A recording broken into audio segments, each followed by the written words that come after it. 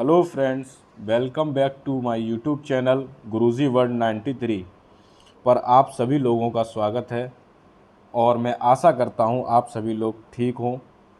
आज हम अपनी साइकोलॉजी की अगली क्लास यानी NEP 2020 के बारे में विस्तृत रूप से चर्चा करेंगे।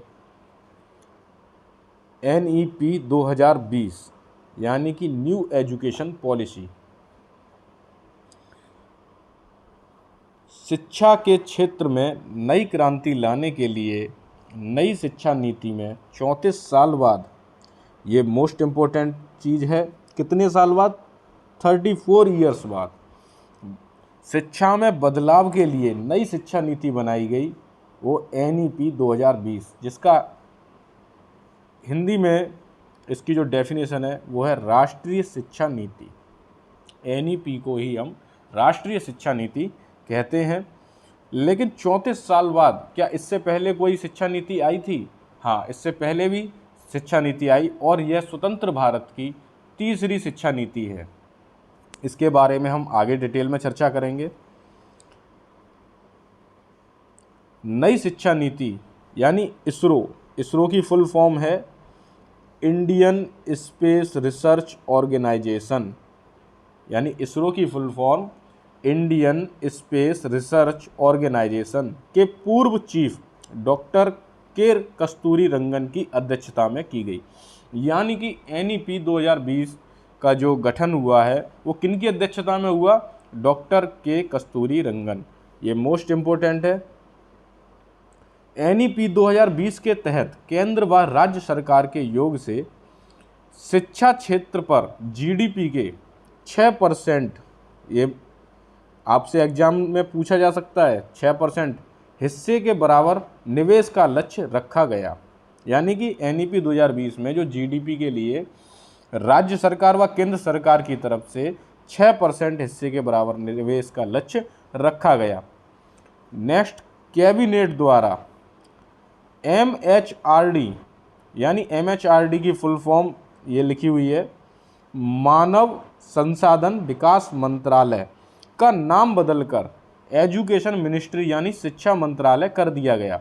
यानी इससे पहले शिक्षा से रिलेटेड जितनी भी हमारे एग्जाम को लेके या वैकेंसी वगैरह इन सब को लेके जो भी निर्णय लेता था वो MHRD ही लेता था, लेकिन अब उसकी जगह पर उसका नाम बदलकर एजुकेशन मिनिस्ट्री कर दिया गया है। 2030 तक, यानी जो NEP 2020 है ना, इसका जो मेन टारगेट है वो 2030 तक जो भी करना है, यानी 2030 तक अध्यापन के लिए न्यूनतम योग्यता 4 वर्षीय B.Ed डिग्री होना अनिवार्य किया जाएगा। यानी आपको 4 वर्षीय B.Ed डिग्री करना अनिवार्य है। और नई शिक्षा नीति के तहत MPhil को नष्ट कर दिया गया, यानी MPhil को उन्होंने नष्ट कर दिया। यह नीति वर्तमान 10+2 वाली स्कूल व्यवस्था को 3 से 18 वर्ष के सभी बच्चों के लिए पाठ्य चर्चा और शिक्षक शास्त्री आधार, यानी शिक्षा जो शास्त्रीय आधार बनाया था, जो 5+3+3+4 की नई व्यवस्था में कर दी गई। अब ये 5+3+3+4 है क्या, इसको भी हम समझते हैं। यानी अब तक जो बच्चे पढ़ते थे उनके लिए मेन टारगेट रहता था सिर्फ 10+2। अब जो नई शिक्षा नीति आई जिसमें जो बच्चों की उम्र थी वो 3 से 18 वर्ष की गई, और ये 5+3+3+4 के बारे में हम चर्चा करते हैं कि 5 ईयर में, जब पहला जो हमारा सूत्र है ये NEP का, ये इसे सूत्र कहते हैं NEP 2020 का, तो 5 वर्ष में, यानी पहले तो उम्र का दायरा तय कर दिया 3 से 18 वर्ष रहेगी। अब 5 वर्ष में भी 3 वर्ष तक बच्चा कहाँ रहेगा भैया? आंगनवाड़ी में रहेगा। 3 वर्ष तक कहाँ रहेगा? आंगनवाड़ी में रहेगा। और इस 5 के बचे 2 वर्ष में, 2 वर्ष के लिए बच्चा इसमें क्या करेगा? फर्स्ट और सेकंड क्लास को कंप्लीट करेगा। ठीक है, यानी कि जो पहले का 5 जो हमने लिया है उसमें बच्चा 3 वर्ष तक तो आंगनवाड़ी में रहेगा, और बचे 2 वर्ष में बच्चा फर्स्ट और सेकंड क्लास को कवर करेगा।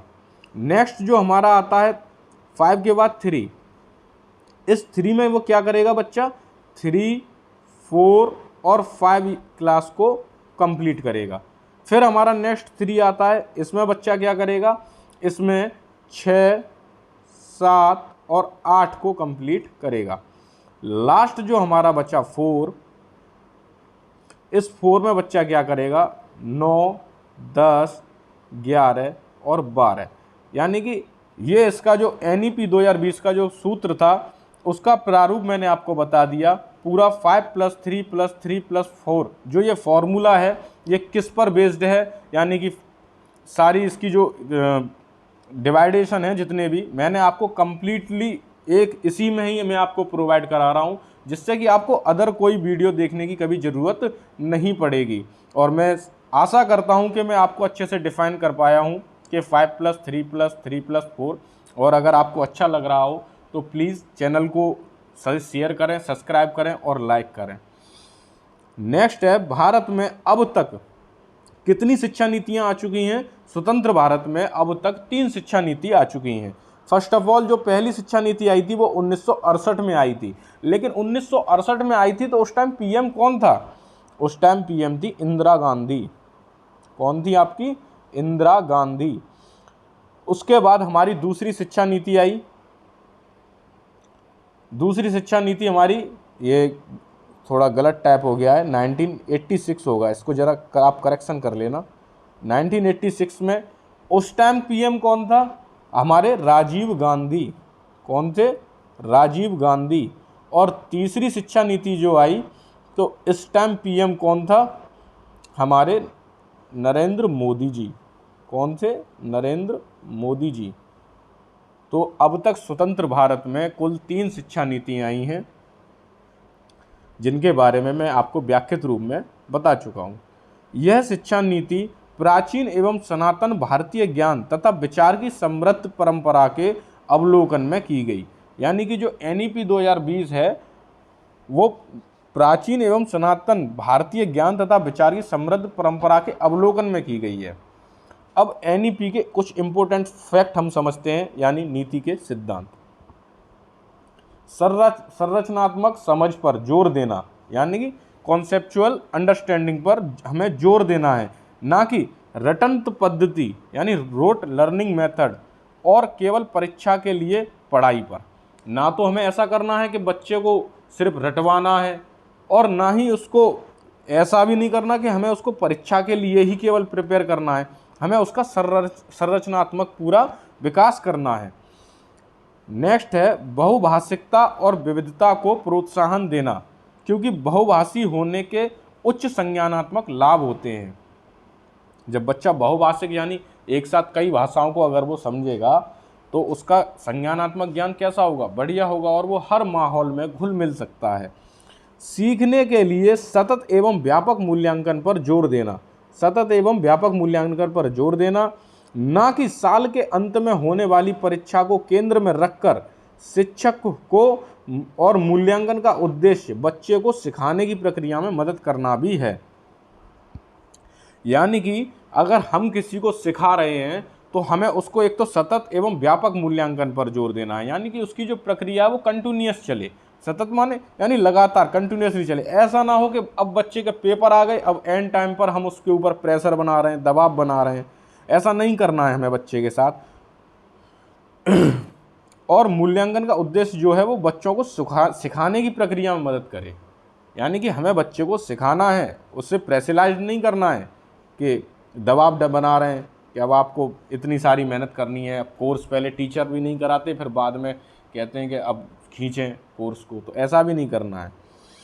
छात्रों के प्रोग्रेस के मूल्यांकन के लिए परख नामक एक नई यानी जो नेशनल असेसमेंट सेंटर है इसकी स्थापना की गई। किस लिए, बच्चों की प्रोग्रेस यानी बच्चा कितनी उन्नति कर रहा है उसके लिए हमें परख, ये मोस्ट इम्पोर्टेंट है और ये एग्जाम में रिपीटेड क्वेश्चन है NEP 2020 का। परख का जो मूल उद्देश्य है ना वो है मानदंड, मानक, दिशा निर्देश और दिशा निर्देश को निर्धारित करना बच्चों के लिए, जिसे NEP 2020 में एक राष्ट्रीय मूल्यांकन केंद्र के नाम से भी जानते हैं।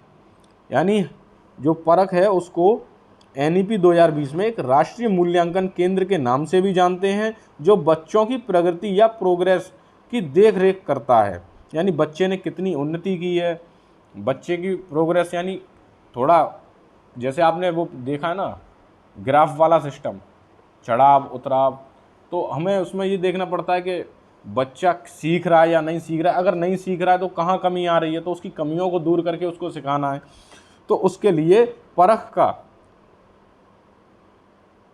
परख को राष्ट्रीय मूल्यांकन केंद्र के नाम से भी जाना जाता है। बच्चों की शिक्षा का माध्यम कम से कम 5th या 8th क्लास तक या उससे आगे की क्लास जो भी है, उसमें जो पढ़ाने का तरीका हो वो उसकी स्थानीय भाषा या मातृभाषा में ही सिखाया जाए, जिससे बच्चा की जो लोकल लैंग्वेज होती है, जैसे आपकी, हमारी, हम सब लोगों की जो भी लैंग्वेज है, उसमें हम बहुत अच्छी तरीके से समझते हैं। अब हम इंग्लिश में बात कर रहे हैं किसी गांव के बच्चे से, तो वो नहीं समझ पाएगा, तो हमें उसकी स्थानीय या मातृभाषा में ही हमें उसको सिखाना है। विशेष रूप से भारत में अलग अलग राज्यों में त्रिभाषिक फॉर्मूला को अपनाया गया है। ये थोड़ा गलत टाइप हो गया है मुझसे, फार्मूला को अपनाया, और इससे क्या होता है, इसमें लचीलापन भी रखना पड़ता है। यही चीज़ हमें RT 2009 में भी बताया गया कि त्रिभाषिक फॉर्मूला जो चला है। नेक्स्ट है दिव्यांगजन अधिकार अधिनियम 2016 RPWD, यानी 2016 RPWD में RPWD जो था एक अधिनियम आया था, वो भी दिव्यांग लोगों को, जैसे कि कोई विकलांग है, किसी को दिखता नहीं है, कोई हाथ से अपंग है, या किसी को शारीरिक कोई भी समस्या है, तो ऐसे लोगों को विकलांग ना कहकर दिव्यांगजन कहने के लिए एक जो अधिनियम आया था RPWD, यह समावेशी शिक्षा को एक ऐसी व्यवस्था के रूप में डिफाइन करता है जहां सामान्य और दिव्यांग बच्चे एक साथ सीखते हैं। NEP 2020 कक्षा 5 तक सिर्फ अंग्रेजी भाषा को ख़त्म किया गया, यानी कक्षा 5 तक जो भी बच्चा है उसको अंग्रेजी भाषा में नहीं ज्ञान देना, उसको उसकी माहौल वाली, वातावरण वाली, सामाजिक भाषा में ही उसको हमें ज्ञान देना है। पाठ्यक्रम की विषय वस्तु को प्रत्येक विषय में कम करके इससे बेहद बुनियादी चीज़ों पर केंद्रित किया जाए, ताकि आलोचनात्मक चिंतन, खोज आधारित चर्चा आधारित, विश्लेषण आधारित अधिगम पर जरूरी ध्यान दिया जाए। नेक्स्ट है हमारा राष्ट्रीय पाठ्य पुस्तक स्कूल के कैरिकुलम, यानी पाठ्य चर्चा में कमी की जाए, लचीलापन लाया जाए, और रटकर सीखने की बजाय, यानी रटना तो कहीं है ही नहीं, रटकर सीखने की बजाय रचनावादी सीखने के तरीके पर जोर देने के साथ साथ स्कूल की नेशनल टेक्स्ट बुक में भी बदलाव किए जाएं। ये हमारा NEP 2020 कहता है। NEP 2020 के तहत गणित और गणितीय सोच की भूमिका को नवीन तरीकों और विचारों की विविधता पर जोर देना है। मैं आशा करता हूं कि आप सभी लोगों को यह क्लास काफ़ी अच्छी लगी हो, और ऐसी ही और वीडियो को पाने के लिए मेरे चैनल को सब्सक्राइब करें और सपोर्ट करें। Thank you.